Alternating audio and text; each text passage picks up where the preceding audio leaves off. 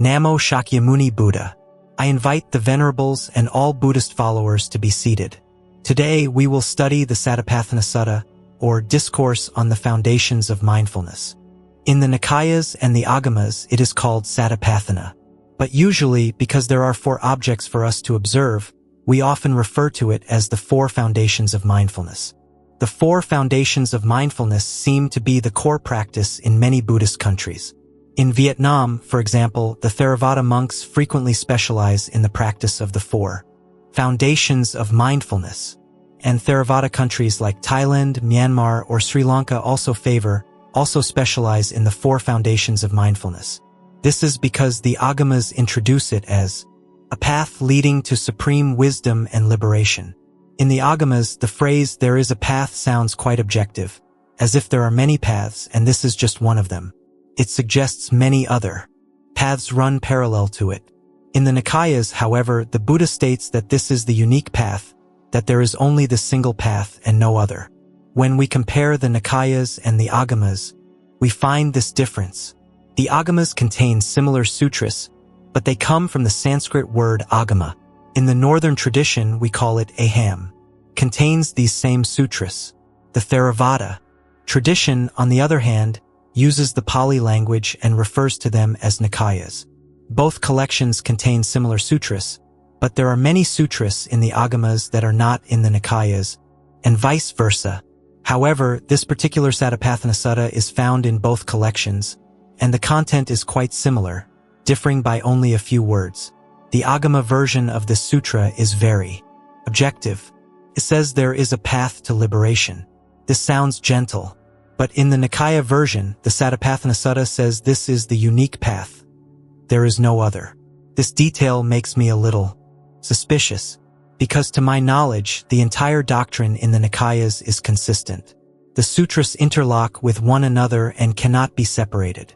Mahayana sutras, on the other hand, can be contradictory. The Mahayana collection is very large, and one sutra can contradict another. This is a possibility in Mahayana. But the Nikayas are not like that.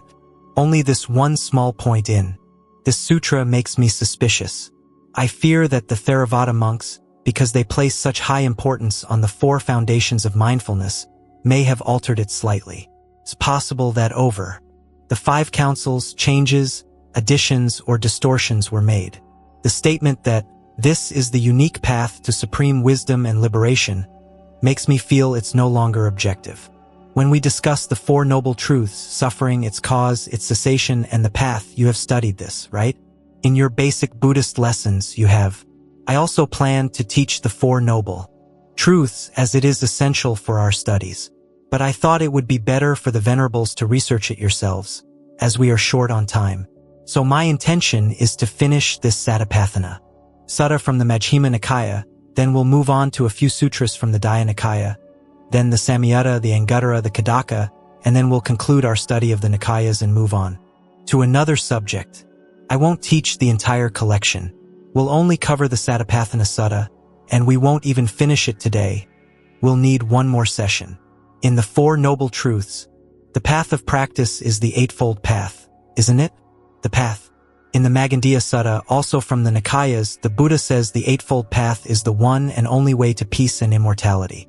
So the Eightfold Path is the unique path. But in this Satipatthana Sutta, the Buddha says this is the unique path. Therefore, the 2 are contradictory.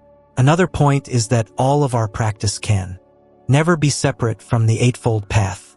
The Eightfold Path encompasses our entire practice. No one can teach anything better or anything outside of the Eightfold Path from the time the Buddha taught it until now, thousands of years later. Even if someone claims their path is a super or ultimate vehicle, if we analyze it, it will eventually fall within the Eightfold Path. Cannot exist outside the Eightfold Path. It is that profound. I just fear that we don't understand it fully. If we don't understand the Eightfold Path fully, we might see it as simple and basic. But the brighter our wisdom becomes, the more we see the Eightfold Path as immense, vast, and boundless. So whatever a person practices, they cannot go outside the Eightfold Path. And the 4 foundations of mindfulness are also just a part of the Eightfold Path, belonging to right mindfulness or right thought, cannot encompass the entire Eightfold Path. Therefore, for this sutra to say it is the unique path, I'm a little suspicious. I think this is a distortion that has occurred over many thousands of years of compilation. I believe the Agama version is a bit more accurate in this regard. In the 4 foundations of mindfulness, we also learned in our basic Buddhist studies what to observe. Observation of the body, feelings, mind, and phenomena. You know these 4, right? But how do we observe? There are also differences between the 2 traditions. Here, the monks in Myanmar have opened many meditation centers, and each one specializes in a single object. This is something I find a bit strange. There are centers that take the body as the object, specializing exclusively in body observation. There are centers that take feelings as the object, specializing only in observing feelings. There are centers that take the mind as the object, and centers that take phenomena as the object. I'm a little suspicious, and I don't understand why, because my experience and my understanding tell me that the 4 objects are deeply connected, intertwined, with no gaps. So to separate them and practice them individually feels wrong. First, I am concerned that the spirit of Buddhism is being divided. And in the practice itself, there's something I don't understand, because they are so interconnected. I don't know what to say. If I criticize too much, people will say I'm acting like a worldly teacher all the time. I shouldn't do that. So according to the Nikayas and the Agamas, the method of observation is described as observing the body in the body, observing feelings in feelings, observing the mind in the mind, observing phenomena in phenomena. Does anyone understand that phrase? What does observing the body in the body mean? Honestly, I don't understand it myself. Why? Because it's ancient language. When we read it, we're almost chanting a mantra. We don't fully understand it. The Nikayas are often like this, but this Satipatthana Sutta is even more difficult to understand. What does it mean? I don't understand it either. Here is a point, venerables, that you should pay attention to. Later, when you become teachers, you must pay close attention to obscure phrases and clarify them. Because if a point in the Nikayas is obscure and we don't clarify it, listeners will be confused. And when a person is confused for too long, they will become sleepy or get bored with the sutra. That's why the Nikayas are difficult to study. It's easy for people to get bored because there are so many obscure phrases. In this regard, the translation by the Most Venerable Min Chao is faithful to the ancient text. The Venerable had his reasons. We have no right to criticize. As the first person to translate the Nikayas from Pali into Vietnamese, he deliberately translated it very literally. The style is a bit ancient. That is a good thing. For example, Master Lu Man. That was the same. He was an extremely talented, a true genius of Buddhism. His writing style was amazing. His Vietnamese prose was so engrossing. But when he translated from ancient Chinese into Vietnamese, his translations were also vague in a strange ancient way. They were very obscure to read. But he did it on purpose. He deliberately did not translate clearly. The parts he wrote himself were very clear with sharp and precise grammar. But whenever he translated ancient texts, he translated them vaguely. It was very strange. But those masters were so knowledgeable and brilliant, so we must believe they had their reasons for doing so. They had their reasons for translating ancient texts into Vietnamese while preserving that ancient style. But our duty is that later, when we teach others, we must immediately recognize the obscure parts and clarify them so the sutra becomes clear. That is our task. Later, many people may rewrite the Nikayas in a new style, which is also a possibility. But this ancient translation must be preserved. We must not discard it. We must always keep it for comparison. Regarding observing the body in the body, this is my understanding alone, based on the spirit of Buddhism. Observing the body in the body means we will observe the body in an objective way. That is, what the body is, we will see it exactly as it is, without adding or subtracting anything. Observing the body in the body means just that. We can explain it at length to make it meaningful. Later, if someone has a good writing style, They can find a more concise phrase than my lengthy explanation. For example, observing feelings in feelings means we will observe feelings in an objective way. That is, what the feeling is, we will observe it exactly as it is, without adding or subtracting anything. The phrase observing feelings in feelings means that. So, my long-winded translation is just that. Do you agree, Venerables? Do you agree? Why isn't anyone responding? No one is paying attention. Observing the mind in the mind is also the same. We will observe the mind in an objective way. What the mind is, we will see it exactly as it is, without adding or subtracting anything. That is observing the mind in the mind. Do you agree, Venerables? Do you agree? Many people still don't agree. Why? Because this is my understanding, not a direct translation of the phrase, observing the body in the body. It's not a translation. So when I understand it like this, I don't know if I'm wrong. So I often ask for your agreement. If you agree, then later, if someone criticizes me, I'll say it's because you agreed. Do you agree? No, you don't. I knew you wouldn't. You don't dare. So the Mahayana masters, when they heard this, didn't understand. If someone met one of those great masters, they would ask, Master, I practice observing the body in the body, observing feelings. In feelings, but how do I do it? After asking for days, they would become discouraged. So the masters explained it for us concisely so that we could follow and practice without having to ask or be confused anymore. The masters said that observing the body is impurity, observing feelings is suffering, observing the mind is impermanence, and observing phenomena is. At this point, Master Lu Man that changed it a bit, which is more reasonable. That is, observing the mind is non-self and observing phenomena is impermanence. So when we see the body is impure. When we see a feeling, the feeling is always suffering. When we see the mind, there is no self within it. It is just a combination of thoughts, there is no self. And when we look at all phenomena are impermanent. They are changing. So later, the masters made it concise for us to follow and meditate on easily, so we wouldn't have to keep asking, Master, what is observing? Phenomena in phenomena? And they would say, okay, you go home and observe it like this, it's more concise. I'm tired of you asking all the time. Here we see that the word Dharma, or Dhamma, has many meanings. We write the word Dhamma according to Pali. According to Sanskrit, it is Dharma. The Pali word Dhamma has many meanings.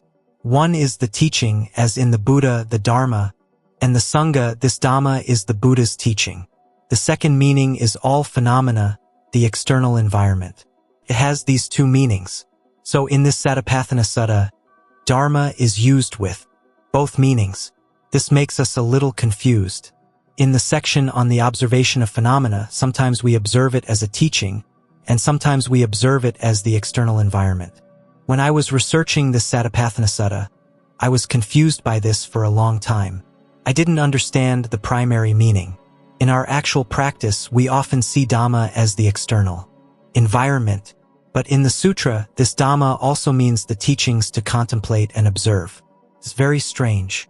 So I'm a little suspicious at this point. Last time we studied body mindfulness, right? Do you remember? It seems like you have forgotten, or have you been busy with chores and forgotten everything? This morning I asked the nuns, and they remembered it clearly. I asked if they had studied the Body Mindfulness Sutra, and they looked at me like a stranger. So, among the 4 objects of observation, body, feelings, mind, and phenomena, we studied the entire body section in the Body Mindfulness Sutra. So today, when we study the Satipatthana Sutta, we are in fact continuing from the Body Mindfulness Sutra. We only need to study feelings, mind, and phenomena this time and next time. We don't need to discuss the body anymore because we have already studied it thoroughly. This gives us an advantage. And we also see that when we studied the without us trying to make them, this is something we must pay attention to. In the practice of the 4 foundations of mindfulness at a superficial level, we can observe all 4 at the same time. That is, when we sit down and observe, or when we walk, stand, lie down, or sit, we observe. We look at the body and see that it is impure or impermanent and illusory, that's also fine. We see that feelings are always suffering. We see that the mind is non-self. We see that all phenomena are impermanent. At a superficial level, we can practice using that mantra. We can see that phrase as a mantra because it is very effective. But at a deeper level of practice, we only need to observe the body. Gradually, feelings will appear. Gradually, the mind will appear. And all phenomena will appear, which is very profound. We have already studied the body, so today we will not talk about it. Today we will talk about feelings. So what are feelings? Sensations. So in the Agamas, this phrase is also used, observing the body in the body, observing sensations in sensations. We shouldn't think that the word sensations here means enlightenment. This sensation is a feeling. I am telling you this in advance so that when you read the Agamas, you will not be surprised. The Buddha also said there are two types of feelings, internal feelings and external feelings. External feelings are sensations that arise from our contact with the external world. Internal feelings are sensations that arise from our own mind's contemplation and imagination. There are these two parts. We also hear that they are divided into three parts, right? Feelings of suffering, feelings of joy, and feelings of neither suffering nor joy. This neither suffering nor joy is something new. We often call it a neutral feeling. That's what we call it. But the Buddha used the phrase neither suffering nor joy, which is excellent. When I was young, I was a little confused. When I was studying the doctrine on my own, I would read about feelings of suffering, feelings of joy, and feelings of neither suffering nor joy, and I was surprised. I wondered, why didn't the Buddha say no feeling or no feeling arises? For example, when a feeling of joy arises, we call it a feeling of joy. When a feeling of sadness arises, we call it a feeling of suffering. But when there is neither sadness nor joy, it is called having no feeling. But why did the Buddha say it is a feeling of neither suffering nor joy? I was a little confused. Later, I realized that the Buddha's wisdom is truly wonderful. It has been over 2,500 years, and his words are still flawless. In economics, there's a concept called VAT, or value-added tax. How is this tax explained? It's a long story, so we won't get into it. But there is a tax rate. There are some goods or business activities where the state taxes them at a 0% tax rate. So, are they taxed? Yes. But we can't say they are not taxed. The concepts of not taxed and taxed at a 0% tax rate are completely different. They are completely different and not the same at all. This might sound strange, right? For example, in mathematics, ax0 is equal to 0xa, because multiplication has the commutative property. But in logic, it is not like that. Not taxed is completely different from taxed at a 0% tax rate. They are completely different. This is because a person who is taxed at a 0% tax rate, in some cases, the government has to give them money back. Is that good? That is, if their goods are taxed at a 0% tax rate, when the tax is calculated, the state has to pay them back. This is very strange. It is completely different from not taxed. So when the Buddha said that a feeling is unclear, it is completely different from not having a feeling. They are completely different. Can you see the difference? An unclear feeling is completely different from no feeling. No feeling is a state we reach in the cessation of perception and feeling. That is a very high level. But right now we are feeling, and the feeling is not clear. For example, as we sit in this class, venerables, try to observe what feeling you are having. Observe yourselves. A feeling of joy. Okay, one person. What else do you see? It's rare to have a feeling of joy when studying the Dharma. I'll talk about it later. I'm serious. Having a feeling of joy while studying the Dharma is very precious. What other feeling do you see? Excitement? That's fine. What else? Happiness? That's good. The venerable from the north is progressing. That's also rare. There are many feelings. For example, if we worked hard the day before, we might be sitting with a feeling of tiredness, which makes us a little uncomfortable, right? Our legs are numb, our back is sore. And sometimes we might be anxious about whether the donut we hid in the bed has been eaten by ants yet. That is a feeling of anxiety. That is, we are sitting here, but if we analyze it, we will see that there are many subtle feelings. But at some point, we don't see them. Those feelings have temporarily subsided. So it cannot be called no feeling, but it is a feeling of not. It's different. So here, in the concepts of economics and mathematics, they clearly distinguish not taxed from taxed at 0%, and they find it reasonable. At this level of mathematics and science, they see that as correct. And the Buddha also saw this over 2,500 years ago. I truly admire the Buddha's wisdom. After 2,500 years, his words are still without flaw. He did not say that when we don't see any feelings, it is called no feeling. If we were careless, we would immediately say, at one moment, there is a feeling of joy, at another moment, a feeling of sadness, and at another moment, there is no feeling. If it were us, we would say that carelessly. The Buddha was not careless. He said at that time, it is a feeling of not no feeling. So when we understand the Dharma deeply, we will admire the Buddha. If we study shallowly, we will not admire the Buddha. Study it carefully, and then you will know how formidable the Buddha truly is. The more we study, the more we see that he is right, and he is profoundly right. And this is not recent. It has been thousands of years. So as we know, feelings are temporarily divided into 3 types. But if we break them down, there are countless types, right? From the very subtle ones. Normally, how many general smells can we name? A pleasant smell, a bad smell, a pungent smell. What else? A sour smell? That's when we taste it with our tongue. A burnt smell? A fishy smell? You are good. A rotting smell? That's the same. That's fine. If we try, we can name about 20 or 30 smells, right? But in reality, scientists have found that some people can distinguish thousands of smells. A dog can distinguish tens of thousands of smells. A dog is more sensitive than us, and its sense of smell is more acute. So each of us has a distinct smell. No one is the same. We usually cannot distinguish people by their smell because it's not socially acceptable. Every time we meet, we don't just sniff, right? So we have to accept that we can only recognize people by looking at their face and calling their name. But a dog can sniff. It sniffs our hands and feet. Once it has recognized our smell, it will remember it forever. It can distinguish that each person has their own distinct smell, just like each of us has our own unique fingerprint.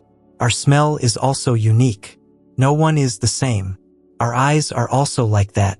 If we analyze the lines in our eyes, no one has the same lines. Or our earlobes. On this earth, there is no second person with the same earlobe as us. Or the lines on our lips. That's why if we leave a lipstick stain, it's over.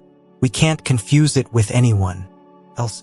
There's a song that says, looking at the lipstick on your shirt. So you see, no one is the same. And in that uniqueness, there is the uniqueness of smell. So even though you have studied the sutra on feelings or talked about smell, never go around showing off to people that you can distinguish everyone by their smell. Don't go around doing that and performing. It's awkward. We shouldn't. So here, when it is said that feelings are always suffering, when the Buddha has already distinguished that there are feelings of suffering and feelings of joy, why is it said that feelings are always suffering? Who knows this? Who knows this? Why is it said that feelings are always suffering, when the Buddha has already distinguished that there are feelings of joy? Get up and speak loudly. Please, brother, speak loudly. Because of delusive thoughts, perhaps you have a vague understanding in your mind, but you have not seen the end of it. Maybe you are close to understanding it, but you haven't seen it. This morning, a laywoman answered correctly. Please, venerable, because it is impermanent. That also has a reason. Master, I think that feelings, whether joyful or sad, cause our minds to fluctuate, and when our minds fluctuate, they are not stable, so that causes. That's a very precise answer. So this time, I won't give you a test. And in many future times, I will not give you a test. It's a disadvantage for you. So you should try to write a lot of essays.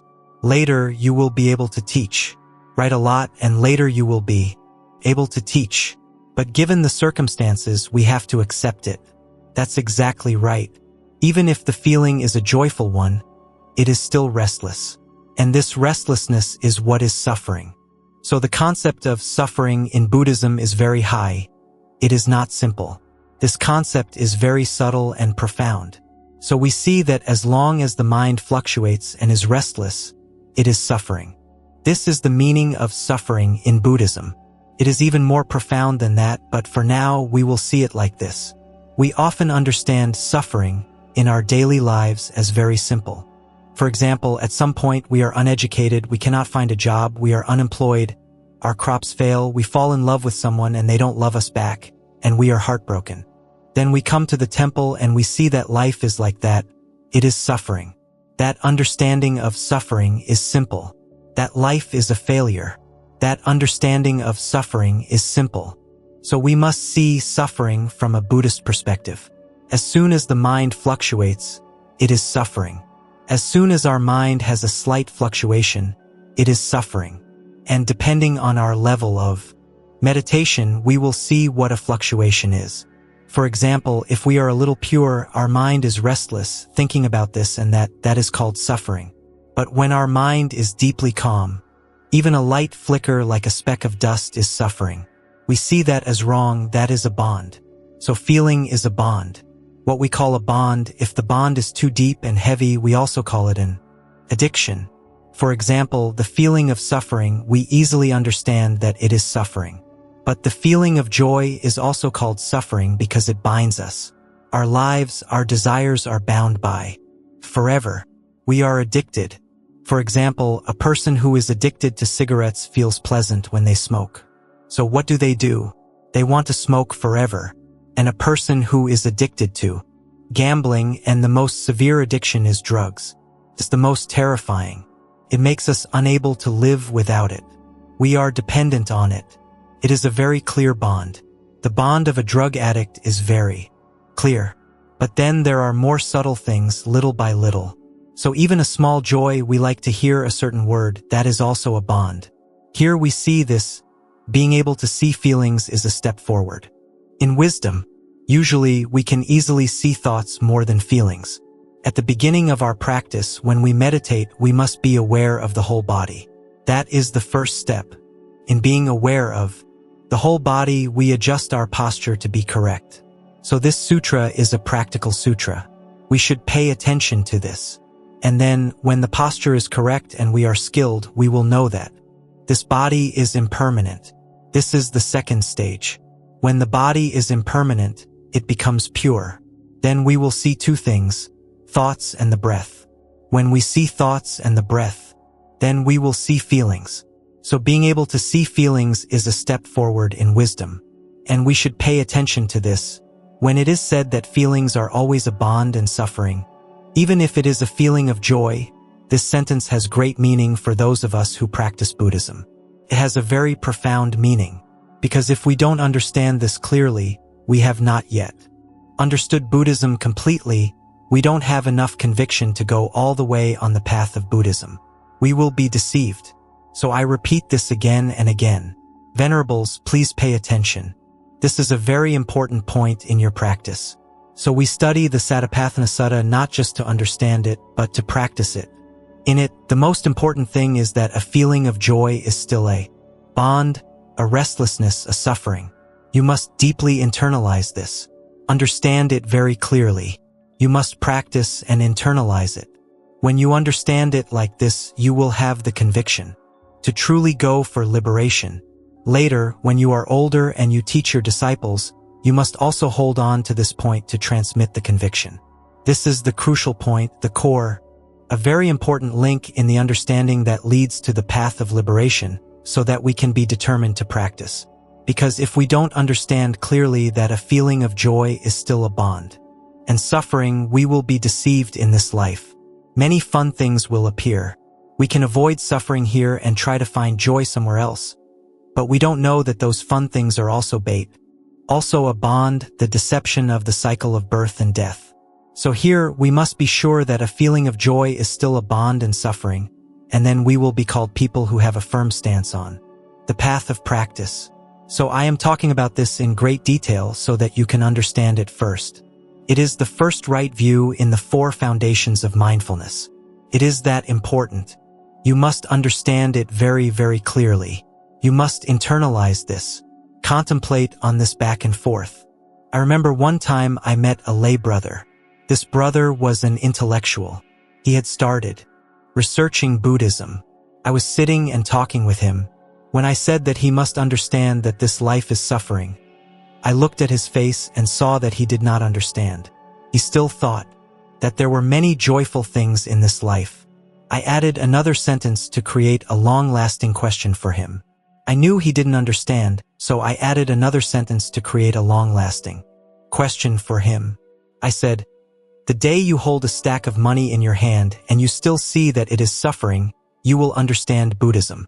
And he didn't understand even more. And at that time, I didn't understand either. I just said it, but I didn't understand it myself. And then we didn't meet again. It has been several decades. I don't know if he has understood it or not. I myself have a vague understanding. And in terms of teaching the Dharma, this is also a technique, a method that you should pay attention to. Sometimes we see that people don't understand. We look at their face and see that they don't understand. We explain it to them so they understand. But there are some things we look at their face and see that they don't understand. So we add another sentence to make them completely confused, and they just go home. And in the future, that person may understand the Dharma more deeply. There are such cases. Those are methods. But those methods can easily lead to a separation because people don't understand and they just leave. So we should use that method less. Most of the time, we should use the method of what? Be clear, precise, and explicit so that people can easily come to us. If we use a technique to make people confused and vague, it's easy for them to leave. So we should choose the path that is easy to approach rather than the one that is easy to separate. So here, thoughts are easy to see. This is what we are saying about the process of practice where thoughts and the breath appear naturally. But normally, we don't need to practice these things. If we look at our mind, we already know when our mind is thinking or when our mind is not thinking, right? Do we? Do we know? We do, right? Sometimes we forget and we just follow the thoughts. But if at any time we are mindful and we turn back, we will still know if we are thinking or not. We will still know, right? However, the stages I wrote down are the natural stages of meditation. First, we are aware of the whole body, maintaining a correct posture, soft and still. After that is stable, we then contemplate that this body is impermanent and illusory to break the attachment to the body. And we always stay aware of the whole body. Remember, even when we move on to the later stages, we still always know the whole body. We must know the whole body until the day we attain enlightenment. We cannot lose this. That is, even if we know this and that later, we must still take the basic awareness of the whole body as the root. We must not lose it. And then we know that the body is impermanent. Then, when we are aware of the whole body and also know that the body is impermanent, when our mind is a little pure, suddenly these two things appear, thoughts and the breath. These appear naturally, not because we intended to, like in the beginning when we first practiced. They appear naturally. That's when our mind is pure. When a thought arises, we see it as an external object, not attached to us at all. We let it go easily. And in that purity, the breath going in and out begins to become clear. We don't control the breath going in and out. We know clearly when it goes in and out. We don't chase after it. We don't control it. We just know. Because at that time, we are aware of the whole body, not just the breath. So our mind does not concentrate on the breath, chasing after it down and chasing after it up. That's wrong. Remember that is wrong. Remember to be aware of the breath, while we are aware of the whole body. So we don't control the breath, we don't focus our mind on the breath. The breath appears naturally. That is the third stage. In the fourth stage, we begin to see feelings.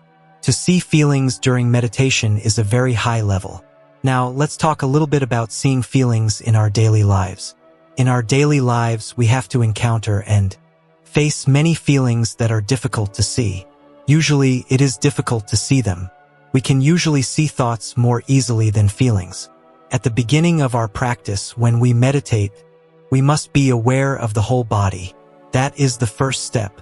For example, when someone has beautiful eyes, they look at an external object. Two things will appear in their mind. One is a thought, and the other is a feeling. We also call it a feeling. But when we look at an external object like that, these two things appear, we usually pay attention to the thought first. We see the thought arising, but we don't see the feeling that is also arising at that moment. The feeling is more invisible, more difficult to see. Takes wisdom to see it. In the Lotus Sutra, in the chapter on the Bodhisattva wonderful sound, the Bodhisattva represents feelings. At that time, when the Bodhisattva wonderful sound came to the assembly, no one saw him. He was invisible. He went, and wherever he went, the earth shook. No one saw him. It is said that he came from a distant realm. He passed through thousands of worlds, and every world he passed through, the earth shook, and then he arrived at this Saha world. When he arrived at this Saha world, the earth also shook. No one saw what was happening. Why is the earth shaking? But I don't see anything. That is when our minds are restless, but we don't know what is happening.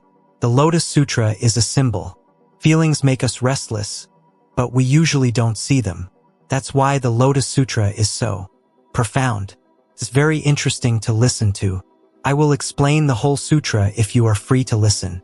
It's a very good symbol for feelings.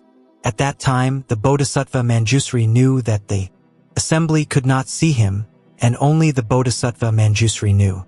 Then the Bodhisattva invited him to reveal himself. The Bodhisattva Manjusri represents what? Wisdom. So feelings can only be seen with wisdom. So when we practice to the point where our mind is pure and our wisdom is bright, we can control our feelings. But normally we only see thoughts and rarely do we see feelings. When I was practicing, it was the same. I would usually control my mind by controlling my thoughts. At that time, I was also studying the Nikayas. My master taught me, and he also studied the Nikayas, so he often reminded me of feelings. He reminded me of feelings of joy and feelings of suffering.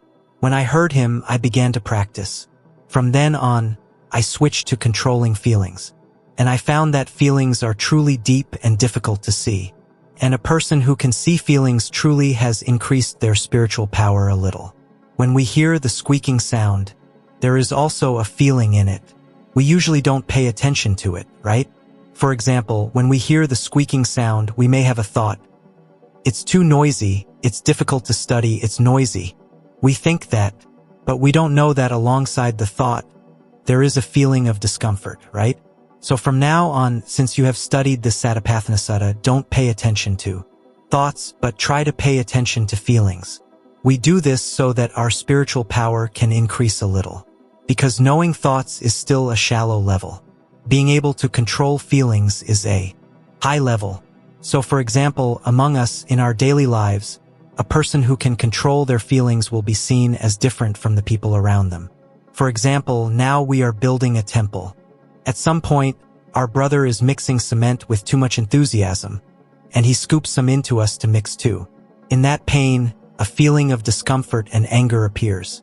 But at that time, because we have practiced controlling feelings, instead of following the anger to argue with our brother, we look back at the anger that is arising, the feeling of discomfort that is arising, and we look at it.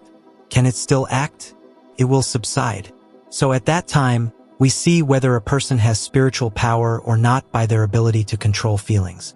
A person who does not have spiritual power, when they have their foot scooped into the cement pile, they will immediately get angry and mad. But a person who can control it will have their foot put in the cement, and they will calmly look back at themselves and their face will be calm. So a person who can control feelings is a person who has practiced to a decent level. From now on, pay attention to this. In every situation, when we come into contact with it, we will see that the thought is shallow. Try to find out what feeling you are in at that moment. A feeling of discouragement, boredom, brilliance, anger, happiness, excitement, discouragement, subtle sadness. Feelings have what is called a sadness for no reason. Like the poet Xian Du said, "Today the sky is light and high. I am sad for no reason." Have you ever experienced that? Many people have. I thought it was just me. When I was young, I was playing in the yard, and suddenly a feeling of sadness entered my soul. I didn't understand why, and it happened to me several times. When I was older, I still didn't understand what was happening. Then another person came and told me that they also had a feeling of sadness for no reason. The moment they asked that, I immediately knew the reason, but in my case when I was young, I didn't know. It wasn't until later that I knew, and I saw that each person's reason is different. There are no two people with the same reason for that sadness for no reason. A method for us to overcome this is this: venerables, pay attention. Calmly look directly at the feeling. Don't accept. Don't suppress it. The feeling will disappear. This is a method that we can apply in daily life and in meditation. Remember, calmly look directly at the feeling. Don't accept it, but also don't suppress it or destroy it, and it will disappear gently. There was a Buddhist follower. Her marriage was not successful. Her husband had found a new source of joy. For a woman, that is a great sadness. Usually, women are more faithful. Women are more responsible in a relationship. Men are unfaithful and promiscuous. It's a good thing that you became monks. Congratulations, venerables. If you were handsome like you are and you were in the world, you would cause trouble for a lot of people.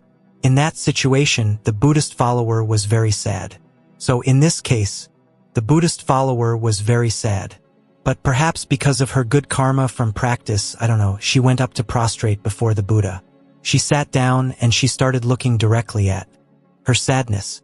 She looked at it for a while, and she went into a state of concentration. She had unintentionally applied this method correctly. Facing the feeling directly, calmly looking at it, and it disappeared. And after that experience, she had an experience in meditation. After that, she continued to study meditation, and she achieved many good results. That is one case. This method can be applied to many things. For example, when a thought of anger arises in us, someone does something that we don't like. For example, as we said earlier, when our brother, we thought he was helping us, but when we reach our hand into our shirt, we only find a thank you note. At that moment, we will see that a thought of anger arises, right? Now we sit down and look directly at the thought of anger, and the thought of anger will disappear. We don't need to contemplate a lot. When we practice to this level, we don't need to use a sentence to overcome anger. We just need to calmly look directly at the thought of anger in a gentle way, and the anger will disappear immediately. Just like sadness or discomfort, it is also the same as when we are meditating, and our legs are in pain. We just put our mind right at the place of pain. We calmly look at it and we keep our mind there and we continue to sit. We don't give up. That is also a way to face the pain directly. Even in our daily lives, people who have difficulties with lust can use this method. It's very good. There was a lay brother who asked me, "Master, I am a layperson, and I am still tormented by sexual urges. Can you give me a method to overcome it?" I said, "First, prostrate before the Buddha, because prostrating before the Buddha is the foundation of all good deeds. Second, maintain a humble mind. See yourself as a weed. Third, look directly at the feeling of lust. Face it directly." The next time he met me, he said, "It's gone, Master. Is that good?" It's very good. It follows the path. So they overcame it. So when, for example, there are things in the life of a monk, one time you are cycling through the city through a crowded market. You pass by a pho stall and it smells good and you feel a little craving, but you immediately overcome it because there is a fishy smell that a monk doesn't like. Then you look, and especially during holidays like Christmas, there are many beautiful girls. At that time, you look and you observe what feeling arises in your mind. Then you face that feeling directly to overcome it. Don't scold the person and call them impure. Remember that. Be careful. Many people who practice Buddhism have a wrong understanding. They ask, "Master, how can I overcome lust?" The person says, "You must contemplate on impurity." So whenever you see a girl and your mind is stirred, you look at her and say, "You are impure.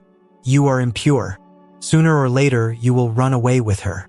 Because as our ancestors said, what you hate heaven will give you. So we must not scold others as impure. We must turn back and look at our own feelings, our own lust. Face it directly. What is? And it will disappear. Remember that the method is very effective.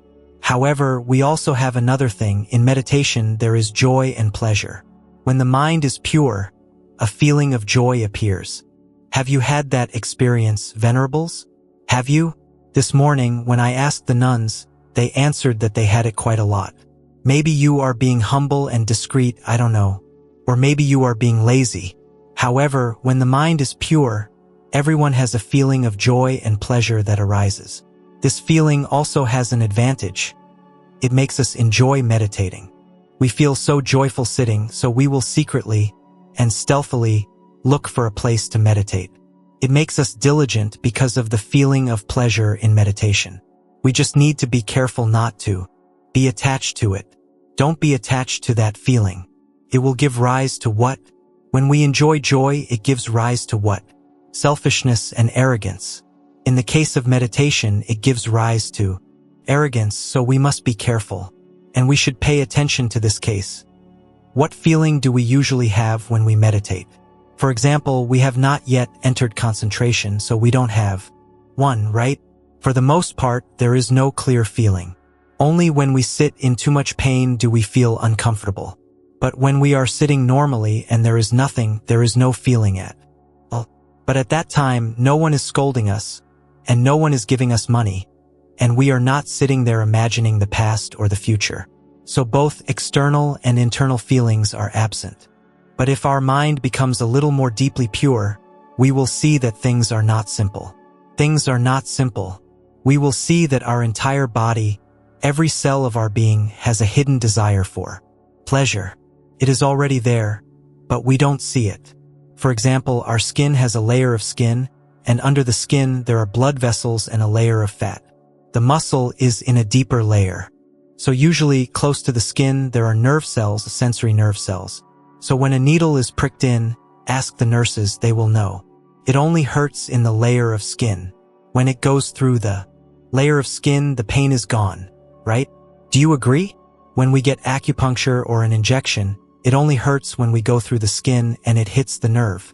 When it goes through that, the pain is gone. Down here in the muscle layer, the pain is gone because there are not many sensory nerves under here. But unfortunately, with these nerves, every cell of this sensory nerve craves pleasure, craves a pleasant sensation. That is something natural that nature has put there.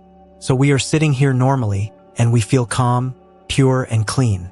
But no, every cell under our skin is craving pleasure.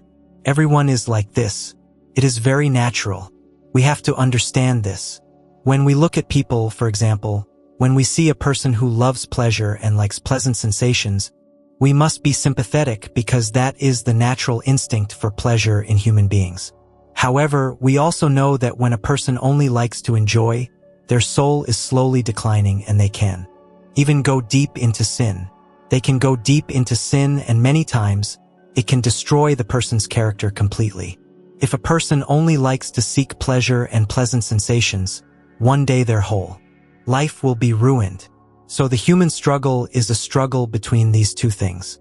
On one side, we reject pleasure to maintain the purity of our soul, to maintain our morality. On the other side, we are urged by the instinct for pleasure to constantly seek pleasure and enjoy. And this world is an endless struggle. There are times when saints appear and come to the world to teach. And in those times, people's morality overcomes their instinct for pleasure. They enjoy less. They find a more noble way of life. But there are times when many saints are absent and the human instinct for pleasure often wins. And we see people plunging into endless fun and degradation that we cannot imagine. And it seems that our time is that time. It is a time when many saints are absent, so pleasure has won. And if we want to save this world, we want humanity to be more noble, we must try to practice and help people have a path to elevate their souls to overcome the pollutions of the world like this. It is very strong, it is not simple. And there is another case. Feelings are also conditioned reflexes. That is, with the experiences we have gone through, when we see or hear it again, we often have that feeling again. For example, when we were young, there was a bully who bullied us. Before he even bullied us, when we saw his face on the street, we were scared and ran away. That is also a conditioned reflex. Or like those who were addicted to drugs.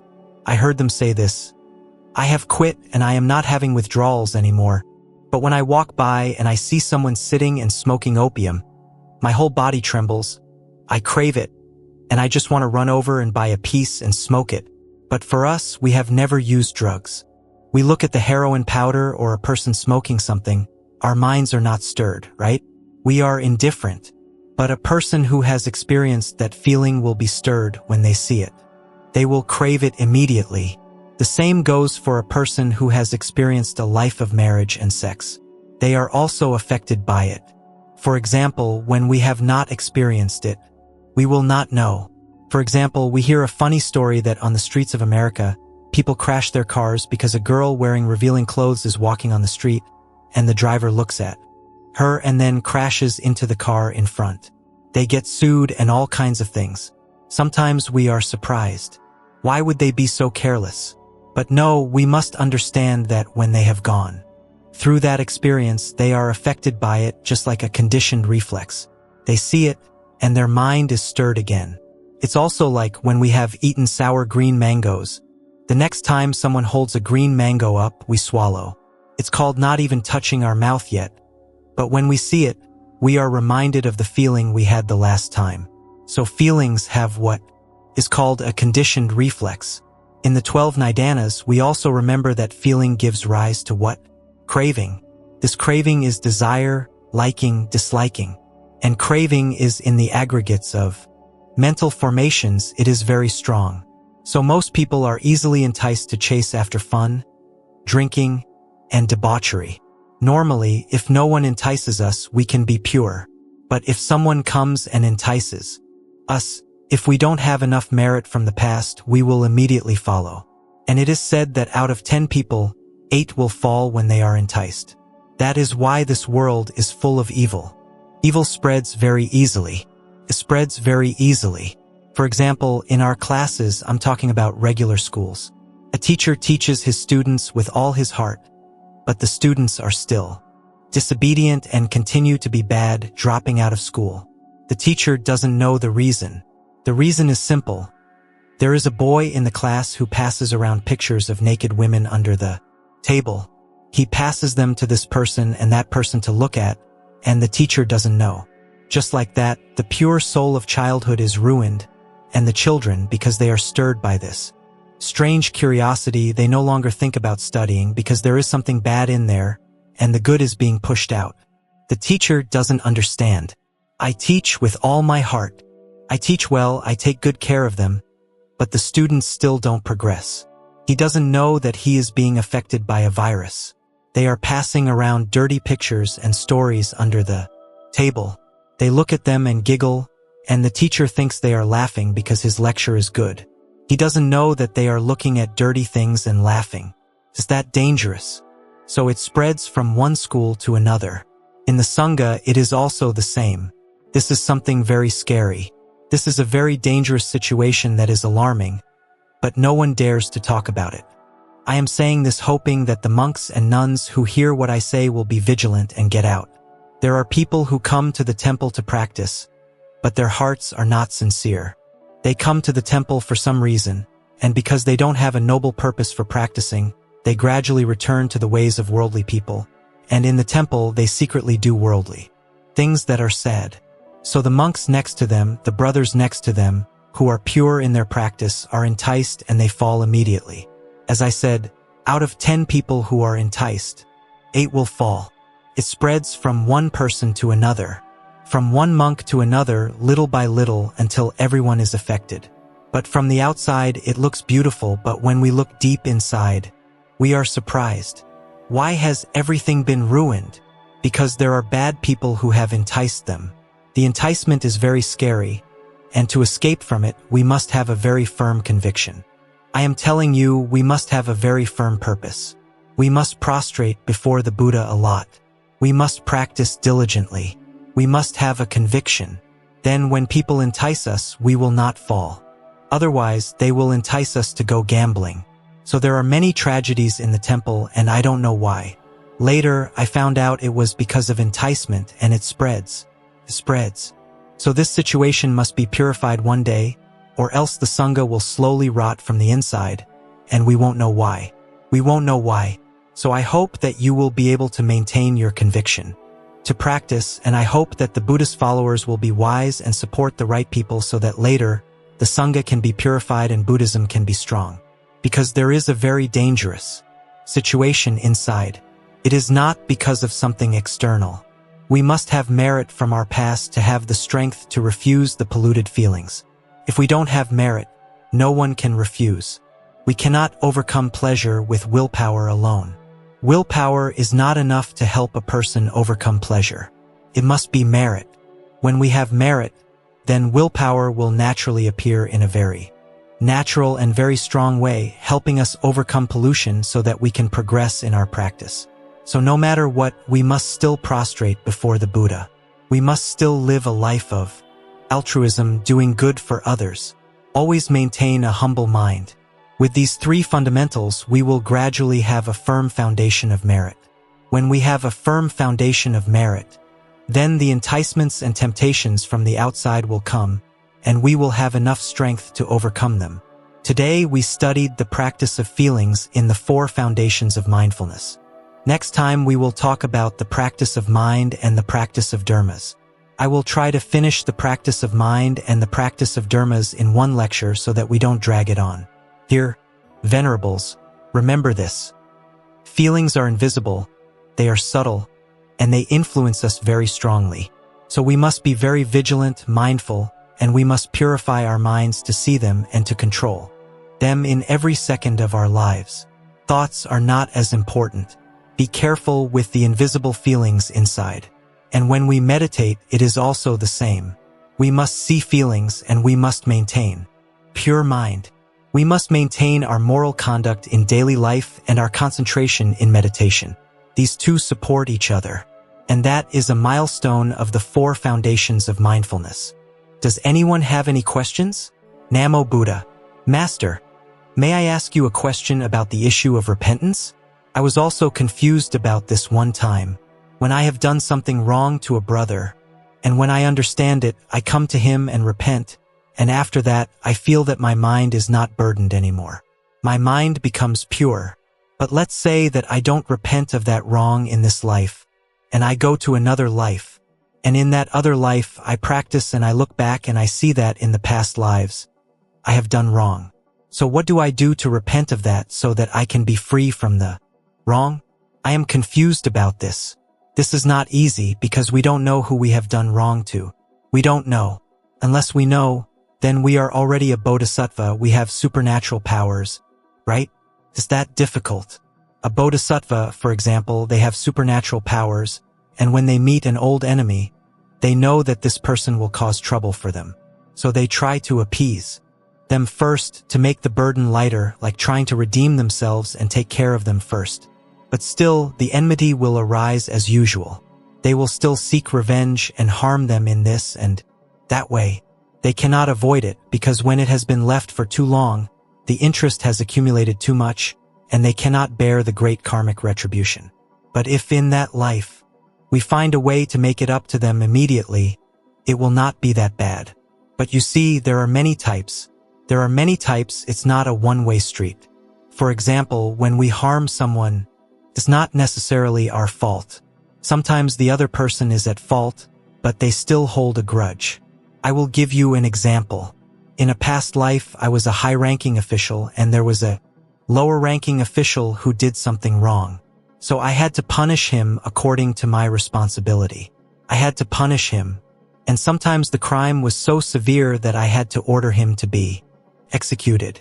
And that person, he still had his merit, and when I decided to execute him according to the national law, I was not at fault.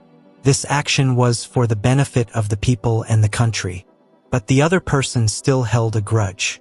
He still held a grudge, and in a future life, when he meets me again, he will cause a lot of trouble for me to get his revenge. Even though I was not at fault in that situation. I was not at fault, but I was still affected. But in a case where we truly offend someone and it is our fault, it is a bit difficult because when that person seeks revenge, there are very few people who will defend us. But in the case where we harm someone to protect the interests of many people in a future life, when that person causes trouble for us, many other people will come to our defense. But if we single-handedly harm that person for our own personal reasons, when the karmic retribution comes, we will have to bear it alone. No one can defend us, so it's very difficult. It's difficult to evaluate what is right and what is wrong. It's difficult, but we just have to accept our faults. And if we don't know who we have offended and harmed in the past, then we can only prostrate before the Buddha every night and repent. And we must vow to love all sentient beings. Now, we must love everyone we meet, especially a person who talks a lot and is skinny. We must love them,